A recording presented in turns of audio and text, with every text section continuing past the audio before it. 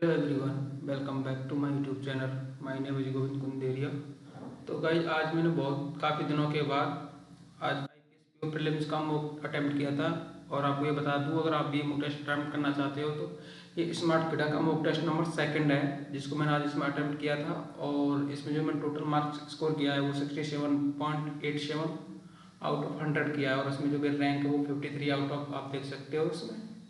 और काफ़ी टाइम के बाद मैंने आज मॉक टेस्ट अटेम्प्ट किया था 19 अगस्त को। और जो इसका लेवल है वो मॉडरेट लेवल का है। अगर आप भी इसे अटेम्प्ट करना है तो आप स्मार्ट किडा का मॉक टेस्ट अटेम्प्ट कर सकते हो। और इसमें मैं आपको अपने सेक्शनल मार्क बताता हूँ। सेक्शनल जो मैंने इसमें अटेम्प्ट किए, रीजनिंग में 23 क्वेश्चन किए थे और 23 राइट हैं। एंड इंग्लिश में मैंने 25 किए थे, जिसमें से 2 क्वेश्चन मेरे गलत हो चुके हैं। और जो मैथ में मैंने 23 क्वेश्चन अटेम्प्ट किए थे, जिसमें मेरा 1 क्वेश्चन गलत हो चुका है।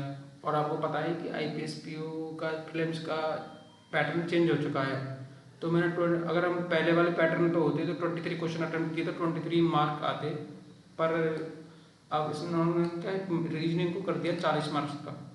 तो अब मैंने जो एक पजल अटेम्प्ट किए वो 2 मार्क की थी, इसलिए डबल मार्क और 28 मार्क आए हैं मेरे इसमें। इसी तरह जो क्वांट में मैंने 22 क्वेश्चन अटेम्प्ट किए हैं और 1 क्वेश्चन मेरा गलत हुआ है। तो अगर पुराने पैटर्न पे होता तो 21.75 के समथिंग होते मार्क, पर इसमें अब चेंज हो चुका है तो इसमें 17.38 है। इंग्लिश का सही है, इंग्लिश में कुछ भी चेंज नहीं किया है, तो इंग्लिश में 22.50 ही मार्क्स मेरे हैं। मैं आपको अपने वो बताता हूँ कि इसमें मेरे कौन कौन से क्वेश्चन इसमें गलत हुए हैं। तो मैं आपको तो इसमें जो मेरे क्वेश्चन गलत हुआ है, एक तो ये हुआ है जो करेक्ट मेंशन करना था इसमें कि फैक्ट अबाउट जो मेडिसिन दे रखी है इसके बारे में कौन सा वो जो स्टेटमेंट है वो करेक्ट है। तो मैंने ये किया था, पर ये दोनों ही करेक्ट थे। तो आपको अगर आपको भी आरसी करनी है तो इसको एक स्किमिंग करना ज़रूरी है, क्योंकि इतनी बड़ी आरसी को आप अच्छे से पढ़ के समझ के तो नहीं कर सकते। तो इसको स्किमिंग करें, स्किमिंग करने के बाद क्वेश्चन को अटेम्प्ट करें। एक क्वेश्चन मेरा ये गलत हुआ है, ये था वर्ड शेप वाला। तो मुझे इसमें लगा था कि 2 to 4 ये क्वेश्चन ये दोनों वर्ड इंटरचेंज होंगे, पर ऐसा इसमें हुआ नहीं था। ये नॉर्मल सीधा ही था और इसमें कोई भी करेक्शन रिक्वायर्ड नहीं था। और 3 क्वेश्चन मैंने ये छोड़ दिए थे जो कि एरर वाले थे, मतलब इनमें एरर है और आपको सही करनी है। और 2 क्वेश्चन ये छोड़े थे मैच द कॉलम वाले 2 क्वेश्चन छोड़े थे मैंने इसमें। अब क्वांट, तो क्वांट में मैंने जो अटेम्प्ट किए हैं जिसमें से 1 क्वेश्चन ये गलत हो गया था। तो ये आप भी अगर जब मैं प्रीलिम्स का पेपर देने जाओ तो ये अपने दिमाग में बैठा लेना कि पेपर को एक जो टाइम लगता है वो टाइम के साथ लगा के करें। जल्दी जल्दी अगर पेपर करेंगे तो इस तरह क्वेश्चन गलत होते हैं इसमें, जो कि आप इसमें देख सकते हो। जो कि मैंने थोड़ा तेज स्पीड होती है अगर आप प्रैक्टिस करते हैं तो थोड़ा देखना वो बंद कर देते हैं, थोड़ा सोचना बंद कर देते हैं और लगा देते हैं आंसर। तो मैंने ये लगा दिया था, जबकि बहुत ही ईजी क्वेश्चन था ये। तो ये क्वेश्चन तो मेरा मैथ में गलत हुआ था। बाकी ये टीआई जिसकी लेंथ थोड़ी ज़्यादा बड़ी थी तो इसलिए ये मैंने छोड़ दी थी। इसी तरह आपको भी करना है। जब आप प्रीलिम्स का मॉक टेस्ट देने, प्रीलिम्स का जो पेपर देने जाओगे आईपीएस पीओ का, तो आपको देखना है कि क्वेश्चन डुए वाला है या नहीं है। ऐसा नहीं है कि आपको पढ़ते ही सीधा ही उसे डिकोड करने में लग जाओ। मान सकते हो कि आप कर सकते हो उस क्वेश्चन को, पर एक टाइम लगता है। 5 से 7 मिनट लगाने के बाद आप उस क्वेश्चन को करते हो तो इससे कोई फ़ायदा नहीं होता है। तो इसलिए एक जो क्वेश्चन लीव करने की एक जो कला होती है वो भी एक आनी चाहिए आपको। ये क्वेश्चन मैंने ये छोड़ा था, ये भी मैंने पढ़ा नहीं था क्योंकि मैं थोड़े क्वेश्चन लेंथ देख के छोड़ दिया था। आपको ये भी ध्यान रखना है कि क्वेश्चन ईजी भी आ सकते हैं बड़ी लेंथ में, पर छोड़ने में भी आने चाहिए और पिक करने भी आने चाहिए। और 3 क्वेश्चन मैंने ये छोड़े थे क्योंकि मैं अर्थमेटिक को आखिर में करना चाहता था, पर इतना टाइम बचा नहीं मेरे पास। एक क्वेश्चन, इस क्वेश्चन की भी लेंथ थोड़ी बड़ी थी, ये क्वेश्चन मैंने करना चाहा पर बना नहीं मेरे से। और 2 क्वेश्चन ये थे। अब रीजनिंग, तो रीजनिंग में मैंने ये क्वेश्चन अटेम्प्ट किए थे और आखिर में मैं इस पजल को अटेम्प्ट कर रहा था। इसमें 132 सेकंड लगी थी, पर ये क्वेश्चन पजल बनी नहीं थी। और इस पजल के चक्कर में ये 1 नंबर का ये क्वेश्चन मेरे से रह गया, जो कि how many pair of the letter are there in word. तो इसमें वो देखना था, इसमें 2 पेयर थे, तो ये क्वेश्चन मेरा ये रह गया था।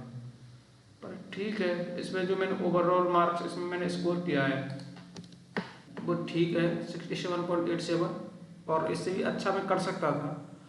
और पर वो जो एक जल्दबाजी के वो होता है, तो उसकी वजह से मैं थोड़ा कम रह गया इसमें। और जो टोटल मार्क है वो 67.87 है।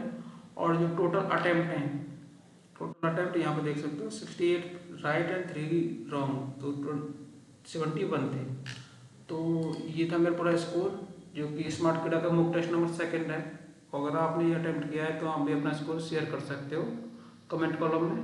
ओके, और एक फाइनल एडवाइस देना चाहूँगा आप सबको कि IPS PO का जो 23 और 24 अगस्त को जो पेपर है उसमें, तो उसमें आपको सबसे पहले अगर वो क्वेश्चन अटेम्प्ट करना है तो आपको सबसे पहले इजी क्वेश्चन उसमें अटेम्प्ट करने हैं।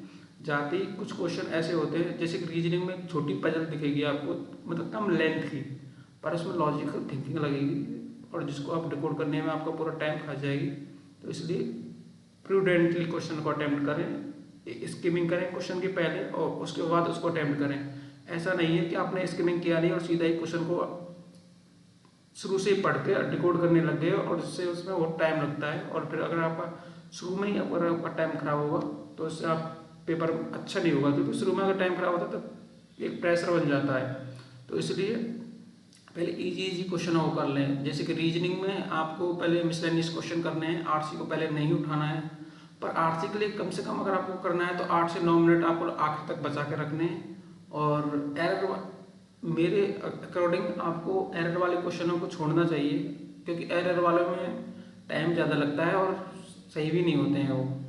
मेरे से तो होते नहीं है, अगर आपसे अगर एरर अच्छे से होते हैं तो आप देख लेना, पर एरर में टाइम बहुत लगता है। मैं जनरली एरर वाले क्वेश्चनों को छोड़ देता हूँ और उसके बाद RC को करें। और रीजनिंग के लिए आपको रीजनिंग में सबसे पहले मिसलेनियस क्वेश्चन करने हैं, जैसे इनइक्वलिटीज, लॉग्स वगैरह जो भी क्वेश्चन आते हैं वो करने हैं आपको। उसके बाद कोई इजी वाली पजल उठानी है जिसकी ऑर्डर रैंकिंग वाली, और एक पजल उसमें ऐसी आती है फंसाने वाली, तो उस पजल को आपको बचना है उस पजल से, और वो आपको वहीं जाके पता चलेगा। ऐसे यहाँ से कोई बता नहीं सकता कि कौन सी पजल फंसाने वाली होती है, पर देख लो उसमें जो भी हो। ज़्यादातर तो ब्लड रिलेशन वगैरह और प्लस कुछ और बना के दे दे तो फंसाने वाली पजल होती है।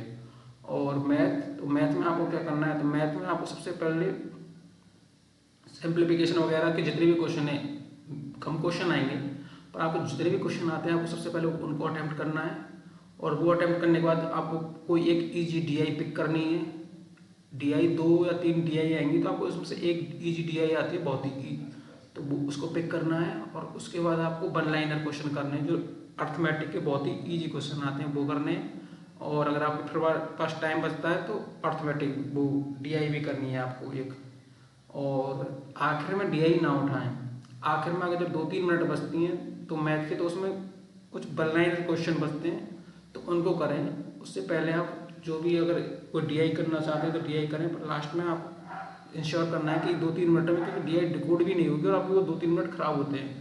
ये मैं अपना एक्सपीरियंस आपके साथ बता रहा हूँ कि मेरा भी साथ हुआ है, तो आपको भी ऐसा करना है कि लास्ट में DI को पिकअप नहीं करना है, आपको लास्ट में अर्थमेटिक वगैरह को पिक करना है।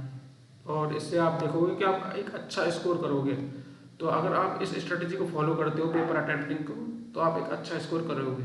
ओके, तो ये मेरी एक पूरी एक स्ट्रेटेजी थी जिसको मैंने स्मोक में और आप एम्प्लॉय किया था और आपको बता भी रहा हूँ।